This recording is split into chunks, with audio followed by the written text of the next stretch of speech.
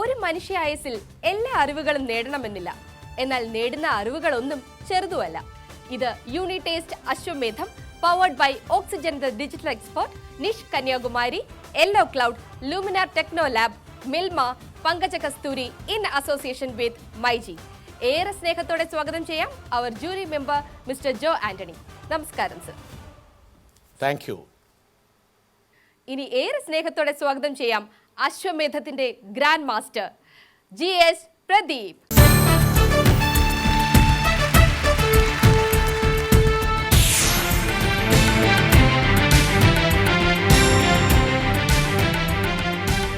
സ്വാഗതം. Unitest Ashwamedham presented by Oxygen the digital expert, Yellow Cloud, Nish Kanyakumari, Luminar Techno Lab, Milma, Pankaja Kasthuri, breathe easy in association with myG. ഈ ദിവസം ഈ വേദിയിലേക്ക് കടന്നു വരുന്ന കലാകാരന് നിരവധി മാനങ്ങളുണ്ട്. വ്യത്യസ്തങ്ങളായ തലങ്ങളിൽ തൻ്റെ പ്രതിഭ തെളിയിച്ച പ്രതിഭാശാലിയെ മാധ്യമരംഗത്തെ ആക്ഷേപഹാസ്യ, രാഷ്ട്രീയ, സാമൂഹിക ചിന്താ പരിപാടികളിലൂടെ പ്രേക്ഷകർക്ക് പരിചയമുണ്ട്. മോഹൻലാൽ എന്ന ചലച്ചിത്രത്തിൻ്റെ തിരക്കഥാകൃത്തായി മലയാള സിനിമയിൽ അദ്ദേഹം തൻ്റെ സാന്നിധ്യം അറിയിച്ചു. ഇന്ന് പൊറാട്ട് നാടകം എന്ന ഏറെ ചർച്ച ചെയ്യപ്പെടുന്ന, വർത്തമാനകാലത്തിൽ വളരെയധികം സംസാരിക്കപ്പെടുന്ന സിനിമയുടെ രചയിതാവും അദ്ദേഹം തന്നെ. അക്കാഡമി അദ്ദേഹത്തിൻ്റെ പുസ്തകത്തിന് അംഗീകാരം നൽകി ആദരിക്കുകയും ചെയ്തു, അവാർഡ് നൽകി ആദരിക്കുകയും ചെയ്തു. പുസ്തകത്തിന് വാരനാടൻ കഥകൾ എന്ന് പറയാം, പക്ഷെ കൂടുതൽ ഇണങ്ങുക അദ്ദേഹത്തിൻ്റെ തന്നെ ശൈലിയിൽ വാര നാടൻ കഥകൾ എന്നതാണ്. ഏറെ പ്രിയങ്കരനായ ശ്രീ സുനീഷ് വാരനാട് വാക്കിൽ. ഹലോ സുനീഷ്. ഹലോ.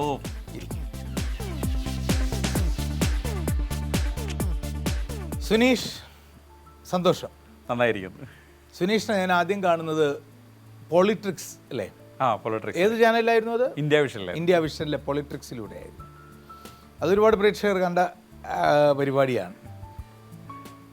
എന്നാൽ അങ്ങനെ ഒരു കടുത്ത വിമർശനമൊന്നും മാത്രമായിരുന്നില്ല അത്. വിമർശനത്തിനേക്കാളുപരി, അല്ലെങ്കിൽ പരിഹാസം എന്നതിനേക്കാളുപരി അതിനകത്തൊരു സ്വാരസ്യം അല്ലേ? അതെ അതെ. മനുഷ്യൻ്റെ മനസ്സ് സഹൃദയമാവുക എന്നതും പ്രധാനപ്പെട്ട ഒന്നാണ്. അല്ല, അന്ന് നമുക്ക് ഇപ്പോഴത്തേക്കാളും മെറ്റീരിയൽസ് ഒരുപക്ഷെ എനിക്ക് തോന്നുന്നു അന്ന് കൂടുതലായിരുന്നു എന്ന് തോന്നുന്നു. ഇപ്പോൾ അന്നത്തെ കാലത്ത് ഈ സോഷ്യൽ മീഡിയാസ് അത്രയും സജീവമായിരുന്നില്ലാത്തത് കൊണ്ട് തന്നെ പെട്ടെന്ന് ട്രോള് വരില്ല. അപ്പം നമുക്ക് ഒരാഴ്ച സമയം കിട്ടും. ഇപ്പം ചെയ്യുന്ന ഈ പൊളിറ്റിക്കൽ സറ്റയർ ഷോ ചെയ്യുന്നവരുടെ ഏറ്റവും വലിയ പ്രശ്നം അന്നത്തെ ദിവസം തന്നെ ട്രോള് വരും, പിന്നെ ഇത് അവതരിപ്പിക്കാൻ പാടുക. അഴീക്കോട് മാഷിൻ്റെ ശബ്ദം ഇമിറ്റേറ്റ്. അദ്ദേഹം മരിക്കുന്നതിന് മുമ്പ് ഞാൻ അദ്ദേഹത്തെ പോയി കണ്ടിരുന്നു. ഒരു കുചേല ദിനത്തിലായിരുന്നു അന്ന് ആശുപത്രിയിലെ. അഴീക്കോട് മാഷ് ഭയങ്കര, ഞാൻ അദ്ദേഹത്തിന് പുസ്തകങ്ങൾ വായിക്കുകയും ഒരുപാട് പ്രസംഗങ്ങൾ ഇങ്ങനെ കേൾക്കുകയൊക്കെ ചെയ്യുന്ന ഭയങ്കര ഇഷ്ടമാണ് അദ്ദേഹത്തെ. ഒരുപക്ഷെ അദ്ദേഹത്തിൻ്റെ ഒരു സറ്റയർ സ്വഭാവം നമ്മൾ ഈ പറയുന്നതിലും ചെയ്യുന്നതിലൊക്കെ ഉണ്ടായിട്ടുണ്ടാവും വായിക്കുമ്പോൾ. അപ്പോൾ ഞാൻ ഈയിടയ്ക്ക് വായിച്ചൊരു കേരളത്തിൻ്റെ മൈതാത്മകത എന്ന പുസ്തകത്തിൽ നിന്ന് ഒരു സാധനമാണ് അത്. അഴീക്കോട് മാഷ് ചിലപ്പോൾ പറഞ്ഞാൽ എങ്ങനെയുണ്ടാവും എന്നുള്ള രീതിയിൽ, ഈ കേരളമെന്ന ഈ സ്ഥലത്തിൻ്റെ യഥാർത്ഥത്തിലുള്ള സംസ്ഥാന ഭക്ഷണം എന്താണെന്ന് ആളുകളോട് ചോദിച്ചാൽ ആളുകൾ പറയുക പൊറോട്ട എന്നാണ് കേട്ടോ. പക്ഷേ എനിക്ക് തോന്നുന്നത് പൊറോട്ടയേക്കാൾ കേരളത്തിൻ്റെ യഥാർത്ഥത്തിലുള്ള ഭക്ഷണം പുട്ടാണ്. കാരണം ഈ തിരുവിതാംകൂറും കൊച്ചിയും മലബാറുമായിരുന്ന 3 കഷ്ണങ്ങളെ ചേർത്ത് ഐക്യ കേരളമാക്കിയത് കൊണ്ടാണ് ഇതിന് കേരളം എന്നൊരു പേര് വന്നത്. കേരളത്തിൻ്റെ ആദ്യത്തെ മുഖ്യമന്ത്രി 3 അക്ഷരമാണ്, EMS എന്നാണ് കേട്ടോ. കേരളം ഭരിച്ചിരുന്ന പല ആളുകളും LDFും UDFും 3 കഷ്ണമാണ്. മാത്രമല്ല CPMും BJPയും KSUവും എല്ലാം 3 കഷ്ണങ്ങളിലാണ് കേരളം ഇങ്ങനെ വ്യാപിക്കുന്നത് എന്ന് കാണാം. അതുകൊണ്ട് ഞാൻ ഈ പൊറോട്ടയെയും ബിരിയാണിയെയും കുഴിമന്തിയെയും എതിർക്കുകയും പുട്ടെന്ന നമ്മളുടെ ഭക്ഷണത്തെ സംസ്ഥാന ഭക്ഷണമായി അംഗീകരിക്കാൻ ചെയ്യണമെന്ന് ഇവിടുത്തെ ഭക്ഷ്യമന്ത്രിയോട് ശുപാർശ ചെയ്യുകയാണ് കേട്ടോ.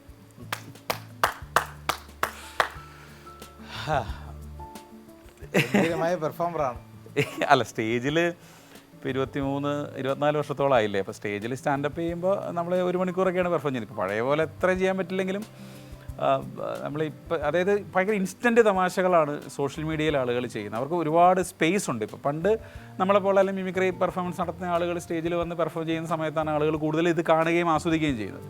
ഇപ്പം നമുക്കറിയാം നമ്മളെക്കാൾ കഴിവുള്ള, നമ്മളെക്കാൾ തമാശകൾ പറയാൻ കഴിവുള്ള, എഴുതാൻ കഴിവുള്ള ആളുകൾ നമ്മുടെ മുമ്പിലുണ്ട്. അപ്പം ഞാൻ കഴിഞ്ഞ ദിവസം ഒരു വെറുതെ യൂസ്ഡ് കാർ വാങ്ങുമ്പോൾ ശ്രദ്ധിക്കേണ്ടത് എന്തെല്ലാം എന്ന് പറഞ്ഞിട്ട് ഒരാൾ ക്വസ്റ്റ്യൻ ഇട്ടിരിക്കുകയാണ്. അപ്പോൾ അതിന് കമൻറ്റുകളിലാണ് തമാശകൾ വരിക. ഇപ്പോൾ ഒരാളുടെ കമൻറ്റാണ്, അപ്പോൾ യൂസ്ഡ് കാർ വാങ്ങുമ്പോൾ ശ്രദ്ധിക്കേണ്ടത് എന്തല്ല. അപ്പോൾ ഒരാളുടെ കമൻറ്റ് നോക്കിയും കണ്ടും വാങ്ങണം, ഇല്ലെങ്കിൽ ചിലർ പുതിയത് തന്ന് പറ്റിക്കും. അത് അത്രയും ഇൻ്റലക്ച്വലായിട്ട് ചിന്തിക്കുന്ന ഈ കൗണ്ടർ തമാശകൾ എഴുതുന്ന ആളുകൾ ഭയങ്കര കൂടുതലാണ്. ഇപ്പം ചെമ്മീൻ എന്ന സിനിമയ്ക്ക് ഈ കാലത്ത് എന്തായിരിക്കും പേര്, അങ്ങനെയൊക്കെയാണ് ഇൻസ്റ്റഗ്രാമിലൊക്കെ പല അങ്ങനെയാണ് കമൻറ്റ്സ് കൂടുതൽ വരിക. അപ്പോൾ അതിനകത്ത് പേരുകൾ കമൻറ്റ് വായിച്ചാൽ നമ്മൾ ശരി കടൽ മച്ചാൻ, അങ്ങനെയൊക്കെയാണ് ചെമ്മീൻ്റെ പുതിയ പേര്.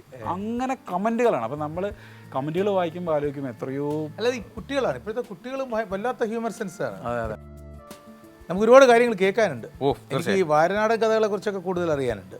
പക്ഷെ അതിനു മുമ്പ് നമ്മൾ ഇതിന്റെ ആദ്യത്തെ ഒരു ചടങ്ങ് അങ്ങ് നടത്താം. എൻ്റെ പൊന്നെ, അത് കഴിഞ്ഞാൽ നിങ്ങൾ ഫ്രീ ആയില്ലേ? അല്ല പിന്നെ തീർച്ചയായും ഒരിക്കലും പറയാൻ പറ്റില്ല. അങ്ങനെയൊന്നുമല്ല. സുനീഷിന് ഏറ്റവും പരിചയമുള്ള ഒരാളിനെ കുറിച്ചാകാം സൂചന. സുനീഷ് വാരനാട് മുഖവുരകളില്ലാത്ത മലയാളിക്ക് ഏറെ പരിചയമുള്ള, ഏറെ പ്രിയങ്കരനായ ഈ പ്രതിഭയോടൊപ്പം എഴുത്തുകാരനോടൊപ്പം ആദ്യത്തെ സെഗ്മെന്റിലേക്ക് Suneesh, be ready, let's play be the grand master.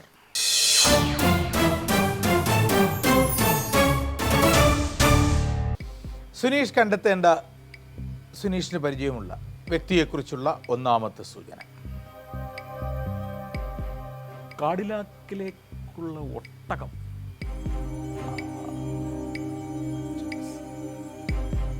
ഒരു രക്ഷയില്ല. ഇല്ല. എന്നാൽ അടുത്ത സൂചന. ഉത്തരം കിട്ടുന്നത് വരെ പരിശ്രമമുണ്ട്. അതെ, നോക്കാം. ആറി മില്ലർ ഇദ്ദേഹത്തെ വിശേഷിപ്പിച്ചത് grass Roots star, ranking hero എന്നിങ്ങനെയാണ്. കിട്ടിക്കഴിഞ്ഞാൽ ഇത്തിരി വിശ്രമിക്കായിരുന്നു. അടുത്തതിലോട്ട് പോവാം. ശരി, ഓക്കെ. കിട്ടിക്കഴിയുമ്പോൾ അയ്യോ ഇതായിരുന്നു എന്ന് പിന്നെ എന്നോട് ചോദിക്കരുത്. ഇല്ല കുഴപ്പമില്ല. ശരി, മൂന്നാമത്തെ സൂചന. 1927 ജൂലൈ 15 ഒരു നാട്ടുവൈദ്യന്റെ മകനായി ജനിച്ച ഇദ്ദേഹം 55 വയസ്സൊക്കെ ആയപ്പോൾ മരിച്ചു. നാലാമത്തെ ക്ലൂ. റെഡി? ശബ്ദം തന്നെ ആകാം. നിങ്ങൾക്ക് വളരെ വേണ്ടപ്പെട്ടെന്നല്ല, നിങ്ങൾക്ക് വളരെ അറിയാവുന്ന ഒരാളാണ്. നാലാമത്തെ ശബ്ദം കേൾക്കാം.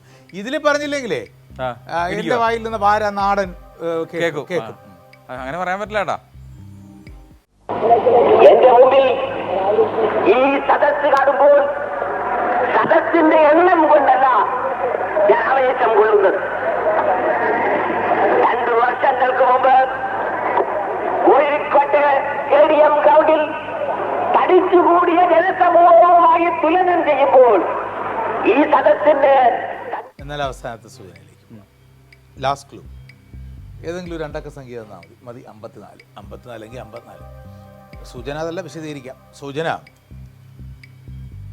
ഹൈദരാബാദിൽ വെച്ച് കടുത്ത പ്രമേഹം ഉണ്ടായിരുന്നു. അതിനെയൊന്നും വകവയ്ക്കാതെ ഒരുപാട് മധുരം കഴിച്ചു. കറാച്ചി ബിസ്ക്കറ്റൊക്കെ ആയിരിക്കും, അതെന്താണെന്നറിയില്ല. ഒരുപാട് മധുരം കഴിച്ചു. മധുരം കഴിച്ചപ്പോൾ വന്ന സ്ട്രോക്ക്, ഇന്റേണൽ ഹെമറേജ്, ബ്ലീഡിങ് ഒക്കെ ഉണ്ടായി. അങ്ങനെയാണ് മരിച്ചുപോയത്. 54 ദിവസം ആണ് അദ്ദേഹം ഈ കേരളത്തെ ഭരിച്ചത്. 54 ദിവസത്തിൽ കേരളത്തിൻ്റെ മുഖ്യമന്ത്രിയായിരുന്നു. ഒരു ഒക്ടോബർ 19 അധികാരത്തിലേറി. ഡിസംബർ 1 രാജിവെച്ചു. ഇതാണ് കണക്ക്.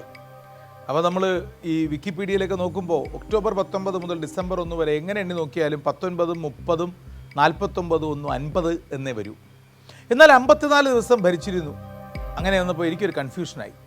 അതുകൊണ്ട് ഈ ക്ലൂ തയ്യാറാക്കുന്നതിന് മുമ്പ് ഇതിനെക്കുറിച്ച് ആധികാരികമായി ഉത്തരം പറയാൻ കഴിയുന്ന ഇദ്ദേഹത്തിൻ്റെ മകനെ ഞാൻ വിളിച്ചു. അപ്പം മകൻ നല്ല തിരക്കിലായിരുന്നു. അവിടെ തിരഞ്ഞെടുപ്പ് നടക്കുകയാണ്. ഈ ഷൂട്ടിംഗ് നടക്കുമ്പോൾ പാലക്കാട് തിരഞ്ഞെടുപ്പ് പ്രചരണമൊക്കെ നടക്കുന്നതുകൊണ്ട് മകൻ തിരക്കില്ല. മകൻ മന്ത്രിയായിരുന്നു, ഡോക്ടറാണ്. അപ്പം മകനോട് ഞാൻ ചോദിച്ചു, ഈ 4 ദിവസത്തിൽ ഒരു മിസ്സിങ് വരുന്നല്ലോ എന്ന് വെച്ച് പറഞ്ഞു. അപ്പോൾ അദ്ദേഹം പറഞ്ഞു, അത് GSA അത് രാജി കൊടുത്തു. പക്ഷേ ഗവർണർ 4 ദിവസം കൂടെ തുടരാൻ ആവശ്യപ്പെട്ടു. അത് കഴിഞ്ഞ് പ്രസിഡന്റ് ഭരണമാണ് കേരളത്തിൽ വന്നത് എന്ന് പറഞ്ഞു. ഇനിയിപ്പോൾ ആളുടെ പറയാൻ ബുദ്ധിമുട്ടുണ്ടോ? ഇല്ല. 55 വയസ്സ് എന്ന് പറയുമ്പോൾ പെട്ടെന്ന് ഒരു സംശയം. 55 വയസ്സായുള്ളൂ. 55 വയസ്സ് ആലോചിച്ചു. 55 പിന്നിട്ട് 56ലേക്ക് എത്തുന്നു. 56 ആവുന്നു. ആരാണ്? സാക്ഷാൽ CH ജനാബ് CH മുഹമ്മദ് കോയ, കേരളത്തിന്റെ മുൻ മുഖ്യമന്ത്രി. അദ്ദേഹത്തെക്കുറിച്ച് R.E. മില്ലർ വിശേഷിപ്പിച്ചത് grass root hero, the ranking star എന്നാണ്. അദ്ദേഹം എഴുതിയ പുസ്തകങ്ങളാണ് കേട്ടോ. ഞാൻ കണ്ട മലേഷ്യ, കാഡിലാക്കിലേക്കുള്ള ഒട്ടകം, അതിൽ കിട്ടുമെന്നൊക്കെ വിചാരിച്ചു. അല്ല, പിന്നെ ഞാനത് കൈവിട്ടു പോയി. പിന്നെ ഞാനുമായിട്ട് ബന്ധമുണ്ട് സ്റ്റാർ എന്ന് കണ്ടപ്പോൾ നേരെ അബിയിലേക്ക് പോയി. അല്ല, ഇങ്ങനെ പുസ്തകം എഴുതിയിട്ടൊന്നുമില്ല, ഞാൻ പിന്നെ അത് കൈവിട്ട് പോയതാ. പക്ഷെ എന്നാലും ഇപ്പൊ കിട്ടി. ഉഗ്രൻ. അല്ല, CH-നെയൊക്കെ നമ്മൾ ചോദിക്കണ്ടേ? CH-നെയൊക്കെ കുറിച്ചൊക്കെ കേരളത്തിൽ. അല്ല, ഈ നമുക്ക് വേറെ കാര്യം, അത് 55 വയസ്സേ ഉണ്ടായിരുന്നുള്ളതൊരു 56 ജസ്റ്റ് 56 55 പിന്നിട്ടു. മധുരം കൂടുതൽ കഴിച്ചു ഹൈദരാബാദിൽ. അത് ഈ തെലുങ്കിലൊരു ചാനലിൽ അശ്വമേധം ഞാൻ ചെയ്തിരുന്നു. കുറച്ചു കാലം മുമ്പ് വരെ മുഖ്യമന്ത്രിയായിരുന്ന ജഗൻമോഹൻ റെഡ്ഡി ആയിരുന്നു ആ ചാനലിൽ ചേർന്നത്. അപ്പോൾ അവിടെ ശ്രീജു ആൻ്റണി ആയിരുന്നു തെലുങ്കിലും ജൂറി. ഇപ്പം ഒരു തെലുങ്ക് സാഹിത്യകാരനും ഉണ്ടായിരുന്നു. അപ്പോൾ എനിക്കും ചെറിയ ഡയബറ്റീസ് ഒക്കെ ഉണ്ട്. പക്ഷേ ഇവരുടെ എല്ലാ മുറികളിൽ ഈ കറാച്ചി ബിസ്ക്കറ്റ് ഇങ്ങനെ കെട്ടുകണക്കിലിരിക്കുമ്പോൾ ഞാനും കഴിക്കുമായിരുന്നു. അവിടെ നിന്ന് പ്രോഗ്രാം കഴിഞ്ഞ് വന്നിട്ട് ഡയബറ്റീസ് ഒക്കെ ഒരുപാട് കൂടി വരും.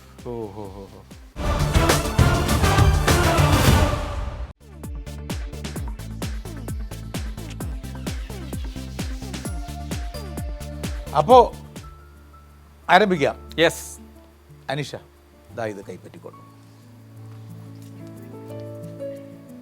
നോക്കൂ, സുനീഷ് വാരനാടിൻ്റെ ആ ഒരു ലാളിത്യം. അനീഷ നടന്നു വന്നത് കൈപ്പറ്റുന്നതിന് പകരം വേണ്ട, ഞാനിത് തിരിഞ്ഞങ്ങ് തരാം എന്ന് പറയുന്ന ആ ഒരു സ്നേഹം. വാരനാടൻ കഥകൾ, അതിനെക്കുറിച്ചൊന്ന് കേട്ടിട്ട് നമുക്ക് അശ്വമേധത്തിലോട്ട് പോയാം. വാരാടൻ കഥകൾ കുറേ. ഒരു നിമിഷേ. ഹലോ, എന്താ? എനിക്ക് മനസ്സിലായി. ഞാൻ ഈ സോഷ്യൽ മീഡിയയിൽ കണ്ടു നിങ്ങൾ കാത്തിരിക്കുന്നത് അശ്വമേധം കാണണം, പെട്ടെന്ന് കളിക്കണം എന്നൊക്കെ അല്ലേ? അതൊക്കെ ഞാൻ കണ്ടത് തന്നെ കമൻറ്റ്. പക്ഷേ അശ്വമേധം കളിക്കുന്നതിനേക്കാൾ അതുപോലെ അതിനേക്കാളോ പ്രധാനമെന്നേ നമുക്ക് ചുറ്റുമിരിക്കുന്ന ഒപ്പമുള്ള ഇവരുടെ എല്ലാം ജീവിത അനുഭവങ്ങൾ അറിയുന്നത്. അപ്പം അതുകൊണ്ട് നമുക്ക് ഇവരെക്കുറിച്ച് കേട്ടിട്ട് കളിയിലേക്ക് പോകാം. നമ്മുടെ സോഷ്യൽ മീഡിയയിൽ വല്ലാതെ കണ്ട ആളുകൾ വേഗം ഇഷ്ടപ്പെടുകയും നിർദ്ദേശങ്ങൾ രേഖപ്പെടുത്തുകയൊക്കെ ചെയ്യുന്നു. അപ്പോൾ നിർദ്ദേശങ്ങളൊക്കെ നമ്മൾ അതുപോലെ തന്നെ സൂക്ഷ്മതയോടെ എടുക്കുന്നു.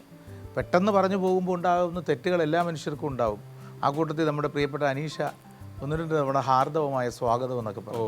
അപ്പോൾ പ്രേക്ഷകർ എഴുതി, സോഷ്യൽ മീഡിയയിൽ കമൻറ്റ് വന്നത്, നിങ്ങൾ കോഴിക്കോട് ഒരു യോഗത്തിന് വന്നപ്പോൾ സ്വാഗത പ്രസംഗകൻ ഹാർദവമായ സ്വാഗതം എന്ന് പറഞ്ഞപ്പോൾ നിങ്ങൾ ഉദ്ഘാടനം ചെയ്യാൻ എഴുന്നേറ്റിട്ട് ഹാർദവമായ സ്വാഗതം കിട്ടി, ഇനി മാർദ്ദവമുള്ള ദോശയോടെ കിട്ടിയാൽ പോകാമെന്നല്ലേ പറഞ്ഞത്, എന്നിട്ട് നിങ്ങളെന്താ ആ കുട്ടിയോട് പറഞ്ഞു കൊടുത്തില്ല? അപ്പോൾ അനീഷ അതോടെ പറഞ്ഞു കൊടുക്കാതെ അനീഷ ഇപ്പം അങ്ങനെ പറയാറേ ഇല്ല. ഇല്ല അനീഷ? പിന്നെ എങ്ങനെ പറയും? ഹാർദമായ സ്വാഗതം അല്ലെങ്കിൽ ഹൃദ്യമായ സ്വാഗതം. പ്രാസംഗികൻ എന്ന് പറയോ? ഇല്ല, പറയരുത്. എന്ന് പറഞ്ഞാൽ വിളിക്കാതെ വന്നവനെന്നാണ് അർത്ഥം. പ്രസംഗകൻ. കേട്ടോ? റെഡി? അത് ഈ ഹാസ്യ സാഹിത്യത്തിനും ഹാസ്യ സാഹിത്യത്തിനും ഈ പ്രശ്നമുണ്ട്. ഈ ഹാസ്യ സാഹിത്യത്തിനാണ് സാഹിത്യ അക്കാദമി അവാർഡ് വാരാടൻ കഥകൾക്ക് കിട്ടിയത്. പക്ഷേ അപ്പോൾ അതിനകത്ത് ആ ഫലകത്തിൽ ഹാസ്യ സാഹിത്യം. അപ്പോൾ ഞാനത് ഫേസ്ബുക്കിൽ ഇട്ടപ്പോൾ താഴെ കമൻറ്റ് മുഴുവൻ അവർക്ക് തെറ്റിപ്പോയില്ലേ, ഹാസ്യ സാഹിത്യമല്ലേ, ഹാസ്യ സാഹിത്യമാണോ എന്ന് പറയാം. അപ്പോൾ ഞാൻ കുറേ പേർക്ക് നമ്മൾ മറുപടി കൊടുക്കേണ്ടി വന്നു. ഞാനത് ഹാസ്യ സാഹിത്യം എന്നൊക്കെ കേൾക്കുമ്പോൾ മലയാളിക്ക് ഒരു പേരേ മനസ്സിലുള്ളൂ, സഞ്ജയൻ. അതെ, ലീലയ്ക്ക് പറ്റിയ ബ്ലീച്ച് എഴുതിയപ്പോൾ 40 വയസ്സിൽ മരിച്ചുപോയി. അപ്പോൾ വാരനാടൻ കഥകൾ. വാരാടൻ കഥകൾ കോവിഡ് കാലത്തിന് തൊട്ട് മുമ്പേ, ഈ മോഹൻലാൽ കഴിഞ്ഞിട്ട് ഞാൻ നാദിർഷക്കയുടെ ഈശോയുടെയും എഴുതുന്നതിൻ്റെ തൊട്ട് മുമ്പ് ഒരു ചെറിയ, എനിക്ക് തൊണ്ടയിൽ ചെറിയൊരു പ്രശ്നം ഉണ്ടായി. അതറിഞ്ഞിരുന്നു, ഒരു വല്ലാത്തൊരു അസുഖം. അത് നേരെ എൻ്റെ കണ്ണിനെ ബാധിച്ചു. കാഴ്ചയെ ബാധിക്കുമ്പോൾ എനിക്ക് കാഴ്ച എന്ന് പറഞ്ഞാൽ നമുക്ക് ഏറ്റവും ഇഷ്ടമുള്ള കാര്യം വായിക്കാനും സിനിമ കാണാനുമാണ്. ഇത് രണ്ടും പറ്റാതായി. അപ്പോൾ ബ്ലറായി, ഡബിൾ വിഷനായി. അപ്പോൾ ഇതിങ്ങനെ കോട്ടയം മെഡിക്കൽ കോളേജിൽ ഇതുമായി ബന്ധപ്പെട്ട് അപ്പോൾ അതിൻ്റെ ഒരു ചെറിയ പ്രശ്നമുണ്ട്. അതങ്ങനെ അത് കണ്ണിൻ്റെ കാഴ്ചയെ ബാധിക്കുന്നതുകൊണ്ട് സ്റ്റിറോയിഡൊക്കെ കഴിക്കേണ്ടി വരും, രൂപമൊക്കെ ഒന്ന് മാറും. അപ്പോൾ സുനീഷ് കുറച്ചുകൂടെ, അപ്പോൾ ഞാൻ ഈ സമയത്ത് നമ്മൾ ഡൗൺ ആവാൻ പാടില്ല. അപ്പോൾ നമ്മൾ എന്താണെന്ന് വെച്ചാൽ, ഞാൻ സാധാരണ ഞങ്ങളുടെ കൂട്ടുകാരെല്ലാം ചേരുമ്പോൾ നാട്ടിലെ തമാശകൾ പറയും. അപ്പോൾ എൻ്റെ അടുക്ക പ്രശാന്ത് നാരായണൻ എന്ന് പറഞ്ഞാൽ അദ്ദേഹം നമ്മുടെ അടുത്ത് ഇല്ല, മരിച്ചുപോയി. അപ്പോൾ അദ്ദേഹം കഴിഞ്ഞ ദിവസം പ്രശാന്തിൻ്റെ പേര് ഒരാൾ മനസ്സിൽ വിചാരിച്ചു. പ്രശാന്തുമായിട്ട് വളരെ അടുത്ത ബന്ധം ഉണ്ടായിരുന്ന ഒരാളാണ് ഞാൻ. അപ്പോൾ പ്രശാന്ത് എന്നെ ഞങ്ങൾ മിക്കവാറും പലപ്പോഴും എനിക്ക് തോന്നുന്നൊരു ഇത്രയും ഭയങ്കര ക്രിയേറ്റീവ് ആയിട്ടുള്ളൊരു ആളായിരുന്നു. അപ്പോൾ പ്രശാന്ത് എൻ്റെ പറഞ്ഞു, സുനീഷെ ഒരു കാര്യം ചെയ്യും, എനിക്ക് ഇങ്ങനെ കളം എന്നൊരു ഓൺലൈൻ പോർട്ടലുണ്ട്. അപ്പോൾ സുനീഷ് നമ്മൾ തമ്മിൽ സംസാരിക്കുമ്പോൾ പണ്ട് കുറേ കഥകൾ പറയില്ലേ, നാട്ടിലെ കഥകളാണ്, അത് ഒന്ന് എഴുതാമോ എന്ന് ചോദിക്കും. നമ്മൾ ശരിക്കും പറഞ്ഞാൽ ഈ തമാശ പറയാൻ എളുപ്പമായിരിക്കും, പക്ഷേ എഴുതി പിടിപ്പിക്കാൻ അത്ര എളുപ്പമല്ല. അപ്പം ഞാൻ പറഞ്ഞു 1-2 എഴുതി നോക്കാം, ഒത്തെന്ന് പറഞ്ഞു. പക്ഷേ എഴുതി തുടങ്ങിയപ്പോൾ ഇതിന് ഭയങ്കരമായൊരു ഇത് വായിക്കുന്ന ആൾക്കാർക്കിടയിൽ അത്യാവശ്യം നല്ല അഭിപ്രായം ഉണ്ടാവുകയും, അപ്പോൾ ഇത് 1-2 അല്ല, എന്നെ ഇങ്ങനെ അയാണാ എന്നിങ്ങനെ വിളിച്ച് ചോദിച്ചാൽ ഇങ്ങനെ എന്നെ കൊണ്ടൊരു 10-21 എഴുതിപ്പിച്ചു. ഈ സമയത്ത് നമ്മുടെ അരുൺകുമാർ ഇത് ലോഗോസ് ബുക്സുമായിട്ട് സംസാരിക്കുകയും അങ്ങനെ ഇത് പുസ്തകമായി മാറി.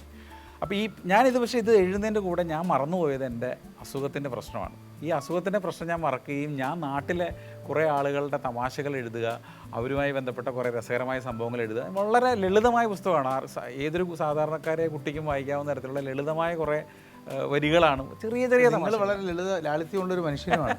അപ്പോൾ അതുകൊണ്ട് ഞാൻ അതിന് നാടൻ എന്ന് തന്നെ പേര് വിട്ടു. ഒരു നാടൻ കഥകളാണ്. അപ്പോൾ അങ്ങനെ ആ പുസ്തകം വന്നു, അതിനാണ് ഈ അക്കാദമി അവാർഡ് കിട്ടുക. പക്ഷേ എനിക്കൊന്ന് ആ അസുഖത്തിനെ ഒരു ഡിഫീറ്റ് ചെയ്യാൻ എൻ്റെ ഒരു ബോഡി സ്വീകരിച്ചൊരു തന്ത്രമായിരിക്കും തീർച്ചയായും ആ ഒരു തമാശ എഴുത്ത്.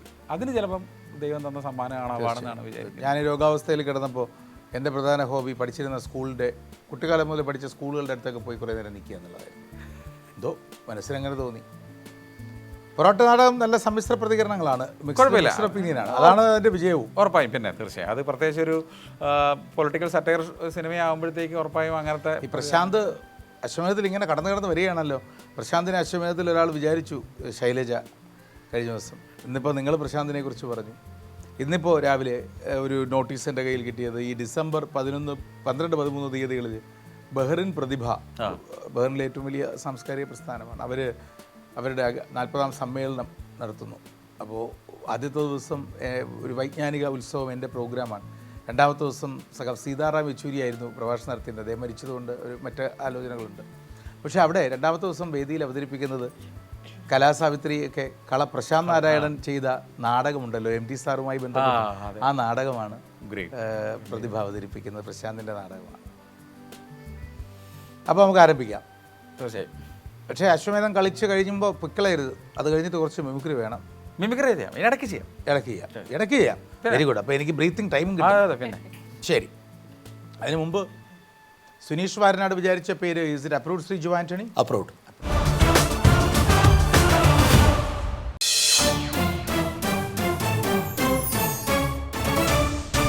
നിങ്ങളുടെ പൊളിറ്റിക്സിൽ ഇവരുടെ ഈ സമാജ്വാദി പാർട്ടിയെ കുറിച്ചൊന്നും കളിയാക്കിയിട്ടില്ല. അതിന്റെ ദേശീയ ജനറൽ സെക്രട്ടറി ഞങ്ങൾ നേരത്തെ സംസാരിച്ചപ്പോൾ തമ്മിൽ അറിഞ്ഞു പല കാര്യങ്ങളും. സമാജ്വാദി പാർട്ടിയെ ആ സമയത്ത് അധികം കളിയാക്കാനില്ല. ഞാൻ 2010 ഇത് ചെയ്തുകൊണ്ടിരുന്നത് ഉണ്ട്, ഇല്ലാതെ വിടൂല. ഓക്കെ, ആദ്യത്തെ 10 ചോദ്യങ്ങളുടെ മേഖലയിലേക്ക് ഏറെ പ്രിയപ്പെട്ട സുനീഷ് വാരനാടിനോടൊപ്പം യാഗം.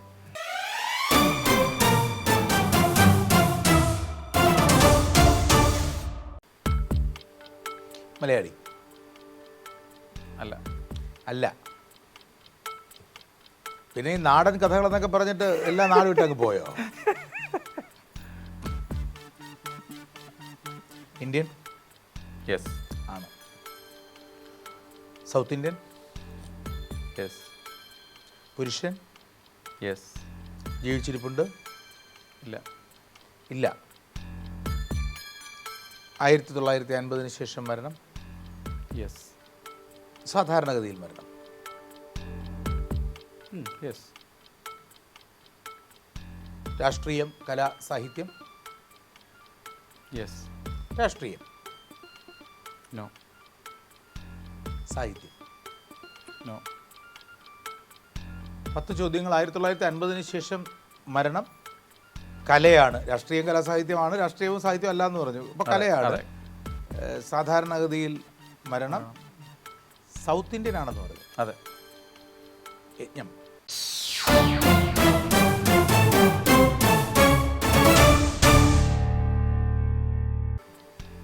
തമിഴ്നാട്? നോ. അല്ല. Performing artist? യെസ്. നൃത്തരൂപങ്ങളിലൊന്നും? നോ. പെമ്പട്ടി ചിന്നസത്യം അല്ല. പെർഫോമിംഗ് ആർട്ടിസ്റ്റ് എന്നാണ് ഞാൻ ചോദിച്ചത്. പെർഫോമിംഗ് ആർട്ട് എന്നല്ല, പെർഫോമിംഗ് ആർട്ടിസ്റ്റ് എന്നാണ്. അയാൾ പെർഫോം ചെയ്യുന്ന ആൾ തന്നെയാണ്, പെർഫോമിംഗ് ആർട്ടിസ്റ്റ് തന്നെയാണ്. സിനിമ മാത്രമാണെങ്കിൽ അശ്വമേധത്തിൽ അപ്രൂവബിലിറ്റി ഇല്ല. WWF ഗുസ്തിക്കും സിനിമയും അങ്ങനെ അപ്രൂവബിൾ അല്ല അശ്വമേധത്തിൽ പണ്ട് തൊട്ടേ. പക്ഷേ ഈ ഇൻസ്ട്രുമെൻ്റൽ മ്യൂസിക് നാടകം ഇതിലൊന്നാണോ? നോ, അല്ല. ആന്ധ്രാപ്രദേശ്, ആന്ധ്രക്കാരനാണ്? യെസ്, ആണ്. പക്ഷേ ഡാൻസ് അല്ല, മുമ്പിട്ട് ചിന്ന സത്യമൊന്നും അല്ലെന്ന് പറഞ്ഞു. ഡാൻസ് എന്നേ ഞാൻ ചോദിച്ചുള്ളൂ, ക്ലാസിക്കൽ ഡാൻസ് എന്ന് ചോദിച്ചില്ല. നാടൻ നൃത്തങ്ങളൊക്കെ ഡാൻസിൻ്റെ പരിധിയിൽ വരുന്നതാണ്, നൃത്തമല്ല. അല്ല, നൃത്തമല്ല. ഉറപ്പാണ്? ഉറപ്പാണ്. അവിടെ ഒരു എസ് ചെക്ക് ഉണ്ട് കേട്ടോ. ഉണ്ട്. നർത്തകൻ കൂടിയാണോ? അല്ലല്ല, ഈ ആന്ധ്രക്കാരനാണോ എന്നുള്ള ചോദ്യത്തിന് എസ് ചെക്ക് ഇന്നത്തെ സാഹചര്യം. അല്ല, അതല്ല ഇന്നത്തെ സാഹചര്യമല്ല ഞാൻ ചോദിച്ചത്. ആന്ധ്ര എന്ന് പറയുന്നത് പിന്നെ നമ്മളെ അത് തെലങ്കാന ആന്ധ്ര ഡിവിഷനെ കുറിച്ചല്ല ഞാൻ ചോദിച്ചത്. തെലങ്കാന ആന്ധ്ര ഡിവിഷനെ കുറിച്ചല്ല ഞാൻ ചോദിച്ചത്. തെലങ്കാന ആന്ധ്ര ഡിവിഷൻ വന്നതിന് ശേഷം ജനിച്ച ആളൊന്നും അല്ലല്ലോ, അതിനൊക്കെ മുമ്പ് ജനിച്ച ആളല്ലേ. ആന്ധ്രാപ്രദേശ് 2000-ന് ശേഷമാണോ മരിച്ചത്? യെസ്. 16 ചോദ്യങ്ങൾ രാജസൂയ.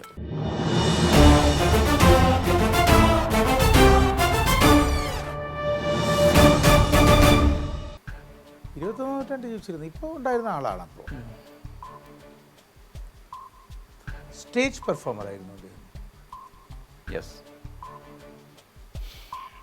ആ ചോദ്യത്തിന് ആലോചിച്ച് പറഞ്ഞ ഉത്തരം തന്നെയാണോ? സർക്കസ് പോലെ ഒരു സാധനം അല്ലല്ലോ, സ്റ്റേജ് പെർഫോമർ ആണ്. മരിച്ചപ്പോൾ 50 വയസ്സിന് കൂടി പ്രായം ഉണ്ടായിരുന്നു? യെസ്, ഉണ്ടായിരുന്നു.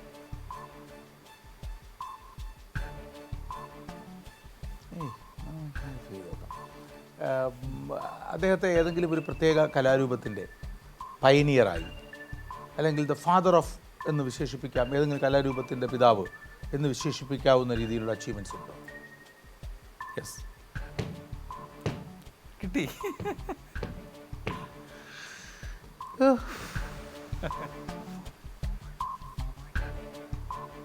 ശ്രീ ജോ ആൻ്റണി അങ്ങ് ഓർക്കുന്നുണ്ടോ?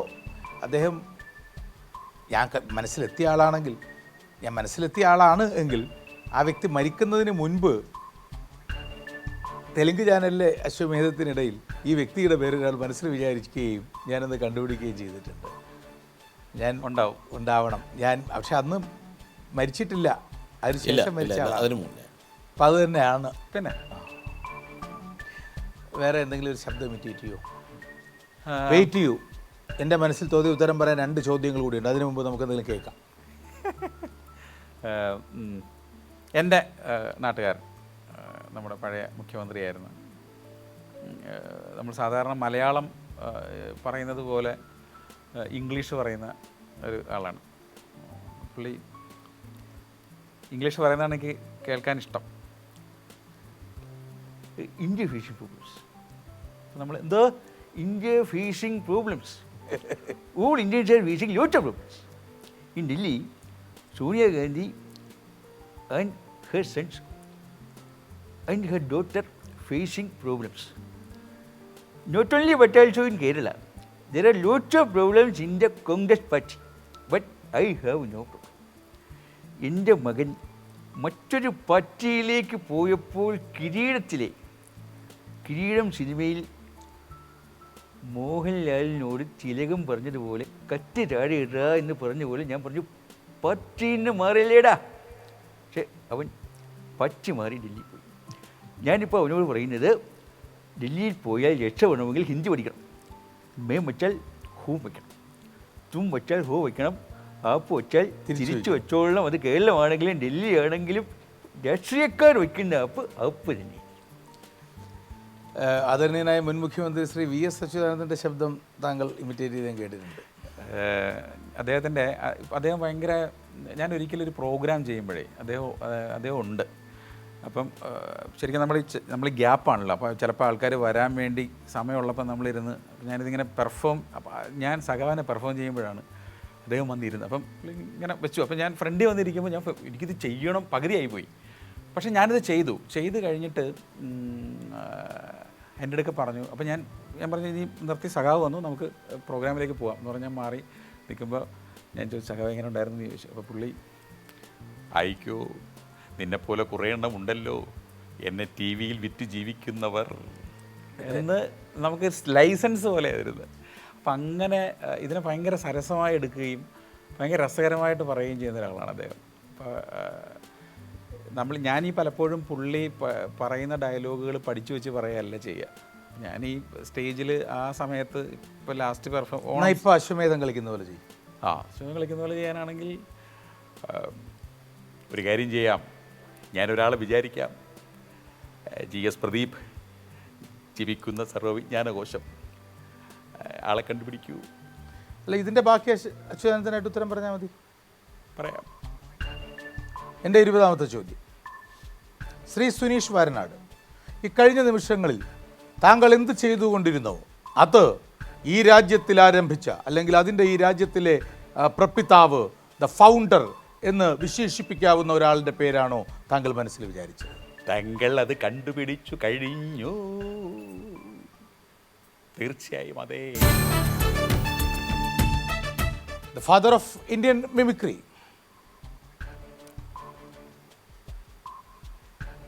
ഹൈദരാബാദിലെ സാരഥി സ്റ്റുഡിയോസിൽ തെലുങ്ക് ചാനലിന് വേണ്ടി അശ്വമേധം ചെയ്യുമ്പോൾ ഒരു മത്സരാർത്ഥി ഇദ്ദേഹത്തിൻ്റെ പേര് വിചാരിക്കുകയും ഞാനൊന്ന് കണ്ടുപിടിച്ചു. അന്ന് 19 ചോദ്യങ്ങളൊക്കെ ആയപ്പോൾ മനസ്സിലെത്തി. പിന്നെ അവിടെ പെട്ടെന്ന് അവിടുത്തെ സാഹിത്യകാർ, ഗുർജാഡാപ്പാറാവ്, ഇങ്ങനെയുള്ള ആളുകളൊക്കെയാണ് വിചാരിക്കുന്നത്, അവിടുത്തെ ആളുകളാണല്ലോ വിചാരിക്കുന്നത്. അപ്പോൾ ഈ വന്ന മത്സരാർത്ഥി വാറങ്കലിൽ നിന്നാണ് വന്നത്. അപ്പോൾ വാറങ്കലിൽ നിന്ന് വരുന്നു എന്ന് പറയുമ്പോഴേ നമ്മുടെ മനസ്സിൽ നേരെ കൊണ്ടപ്പള്ളി സീതാരാമയ്യ മുതൽ ഗദ്ദാർ മുതൽ ഇങ്ങനെ ആ പ്രദേശവുമായി ബന്ധപ്പെട്ട ആളുകളെ പോകുന്നതുകൊണ്ട് പെട്ടെന്ന് എത്താൻ പറ്റി. 19 ചോദ്യം ഇത് കഴിഞ്ഞു. ആ ഷോയൊക്കെ അവിടെ കഴിഞ്ഞു. ആ ഷോയെല്ലാം അവിടെ കഴിഞ്ഞ് കേരളത്തിൽ 10 വർഷം പേര് അസുഖമൊക്കെ ഉണ്ട്, അതൊക്കെ മാറിക്കഴിഞ്ഞ് തിരികെ ജീവിതം നന്നായി മുന്നോട്ട് പോകുന്ന സമയത്ത് ഒരു ദിവസം പത്രത്തിൽ നോക്കുമ്പോൾ അദ്ദേഹം മരിച്ചു.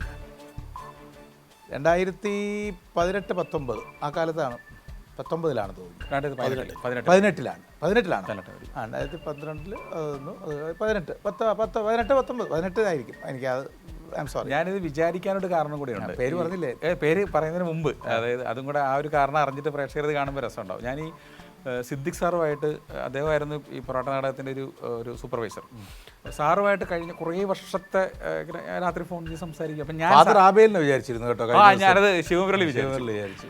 അപ്പം ഞാൻ സാറുമായിട്ട് ഞാൻ സാറിൻ്റെ ശബ്ദത്തിൽ സംസാരിക്കും. സാറേ ഞാനാണ് എന്ന് പറയും, സുനീഷ് എന്തുണ്ട് വിശേഷം. പിന്നെ ഞങ്ങൾ തമ്മിൽ അങ്ങനെ കുറേ പുള്ളി ഫാസ്റ്റ് റീഡറാണ് പുള്ളി, നല്ലപോലെ സിനിമ കാണുന്ന ആളാണ്. അപ്പം ഞാൻ ഇടയ്ക്ക് ഇങ്ങനെ ഈ പുസ്തകം, ഞാൻ സാറേ നമ്മുടെ ഒരു കലയെക്കുറിച്ച് ഒരു പുസ്തകം ശരിക്കും പറഞ്ഞാൽ ഇല്ല, ഒരു മലയാളത്തിൽ ഒരു സമഗ്രമായൊരു പുസ്തകമില്ല, ഞാൻ അതിനെക്കുറിച്ചൊരു പുസ്തകം എഴുതിയാലെ കുറിച്ച് ആലോചിക്കുകയാണെന്ന് പറഞ്ഞു.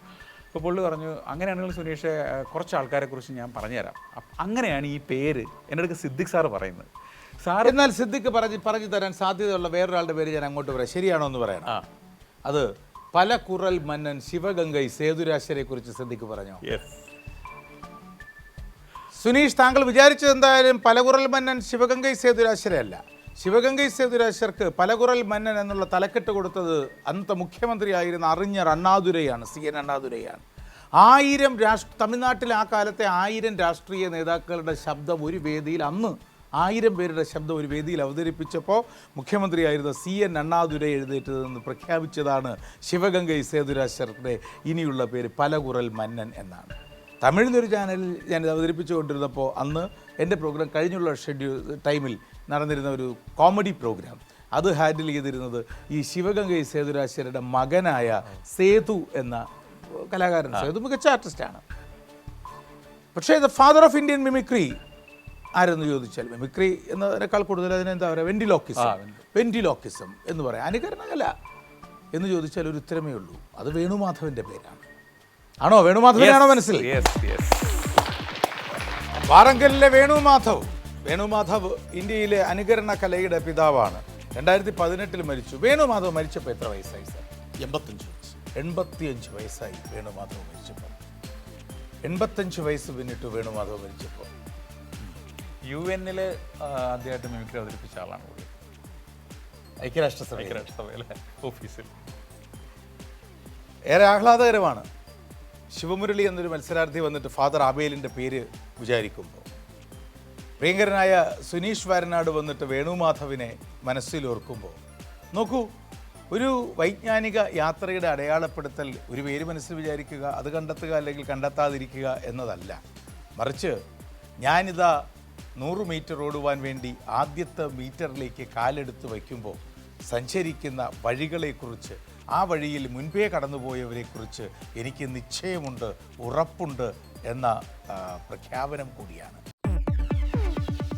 നേരല്ല വേണുമാധവ്, ഇന്ത്യൻ ഇംപ്രഷനിസ്റ്റ്, വെൻട്രി ലോക്വിസ്റ്റ്, ഇന്ത്യൻ മിമിക്രിയുടെ പിതാവെന്ന് കണക്കാക്കപ്പെടുന്നു. ഇന്ത്യയിലെ മിമിക്രിയുടെ തുടക്കക്കാരനായും മാസ്റ്ററായും വാഴ്ത്തപ്പെടുന്നു. സെലിബ്രിറ്റികൾ, രാഷ്ട്രീയക്കാർ, സിനിമാ കലാകാരന്മാർ മുതലായവരെ അനുകരിച്ച് ജനപ്രീതി നേടി. ലോകത്തിലാദ്യമായി ഐക്യരാഷ്ട്രസഭയുടെ ആസ്ഥാനത്ത് മിമിക്രി അവതരിപ്പിച്ചു. മിമിക്രി കല എന്ന പേരിൽ തെലുങ്ക് ഭാഷയിൽ മിമിക്രിയെ ആധാരമാക്കി പുസ്തകം രചിച്ചിട്ടുണ്ട്. ഭാരത സർക്കാർ പത്മശ്രീ പുരസ്കാരം നൽകി ആദരിച്ചിട്ടുമുണ്ട്. Suneesh Varanad, yes sir. ചില സമ്മാനങ്ങളുണ്ട്. ഫിൽമ നൽകുന്ന ഒരു ഗിഫ്റ്റ് ഹാമ്പറുണ്ട്, പിന്നെ ഞങ്ങളുടെ സ്നേഹോപഹാരം. കേരളം കണി കണ്ടുണരുന്ന നന്മ, മിൽമ. ശരി സുനീഷ്, യെസ് സാർ. ഇത് താങ്ക് യു പ്രതിഭ. ഈ ഉപഹാരം അശ്വമേധം സുനീഷിന് നൽകുന്ന ഉപഹാരമാണ്. പക്ഷേ ഞാൻ ഇടയ്ക്ക് പറയാറുള്ളത് പോലെ, കുട്ടികളോട് പറയാറുള്ളത് പോലെ, ഇതൊരു ടിപ്പാണ്, ടോക്കൺ ഇൻ പ്ലഷർ അല്ല, ടു ഇംപ്രൂവ് പ്രോംപ്റ്റ്നെസ് ആണ്. സുനീഷിൻ്റെ ഇതുവരെയുള്ള നേട്ടങ്ങൾക്കോ ഈ വേദിയിൽ ചിലവഴിച്ച ചിന്തയ്ക്കോ മാത്രമുള്ളതല്ല ഈ സമ്മാനം. കേരളത്തിലെ പ്രേക്ഷകർക്ക്, കേരളത്തിലെ വായനക്കാർക്ക് നാളുകളിൽ സുനീഷ് നൽകാനിരിക്കുന്ന വജ്രതുല്യമായ പ്രതിഭാ തിളക്കമുള്ള മികച്ച നേട്ടങ്ങളുണ്ടല്ലോ, ആ നേട്ടങ്ങൾക്ക് മുൻകൂറായി ഞങ്ങൾ നൽകുന്ന to improve promptness and it's to our token in pleasure. കാണാം. താങ്ക് യു ചേട്ടാ, താങ്ക് യു. ശുഭരാത്രി. നിങ്ങൾക്കും അശ്വമേധത്തിൽ പങ്കെടുക്കാം. ബയോഡേറ്റ അയക്കേണ്ട വിലാസം ashwamedham@kairalitv.in. എല്ലാത്തരം പ്രതിസന്ധികളും നേരിടുന്ന മനുഷ്യരുണ്ട്. പക്ഷേ ഒറ്റപ്പെടൽ തന്നെയാണ് എല്ലാ അവസ്ഥകളും മനുഷ്യനെ കൊണ്ട് എത്തിക്കുന്ന ഒറ്റപ്പെടൽ എന്ന അവസ്ഥയിലോട്ട് തന്നെയാണ് കൂടുതൽ മാനസികമായി ഒറ്റപ്പെടുക എന്ന തോന്നൽ. പുരുഷനാണോ എന്ന ചോദ്യത്തിന് നിങ്ങളല്ല എന്നാണ് പറഞ്ഞത്. അതെ, സ്ത്രീയാണോ? സ്ത്രീയാണ്. ആണോ? ഓക്കെ. അല്ല, മധ്യപ്രദേശ്, മഹാരാഷ്ട്ര, ഗുജറാത്ത് എന്ന് പറഞ്ഞപ്പോൾ അതേ ഒന്ന് പറഞ്ഞു. ഇന്ത്യയിലെ ആദ്യത്തെ ട്രാൻസ്ജെൻഡർ മേയേഴ്സൊക്കെ ഉണ്ടായിരുന്നു. അതുകൊണ്ടാണ് ഞാൻ അങ്ങനെ ഒരു കാര്യം, രാഷ്ട്രീയ കക്ഷികൾ ഈ പറഞ്ഞതൊന്നും അല്ല എന്നാണ് പറഞ്ഞത്. ശ്രീ ശിവപ്രസാദ്, ശ്രീമതി അനിതാ പ്രസാദ്, ആഹ്ലാദം, സന്തോഷം ഇതുവരെയുള്ള നിങ്ങളുടെ മത്സരാർത്ഥിത്വത്തിന്. ഒപ്പം നിങ്ങളുടെ ഈ സംരംഭത്തിൻ്റെ പുതിയ പരസ്യം ഈ വേദിയിൽ ഇവിടെ ഉദ്ഘാടനം ചെയ്യപ്പെടുമ്പോൾ യെല്ലോ ക്ലൗഡ് അവരുടെ ഏറ്റവും പുതിയ അഡ്വർടൈസ്മെൻറ്റിൻ്റെ റിലീസ് അശ്വമേധത്തിൻ്റെ വേദിയിൽ വെച്ച് തന്നെയാകണം എന്ന് ആവശ്യപ്പെട്ടു.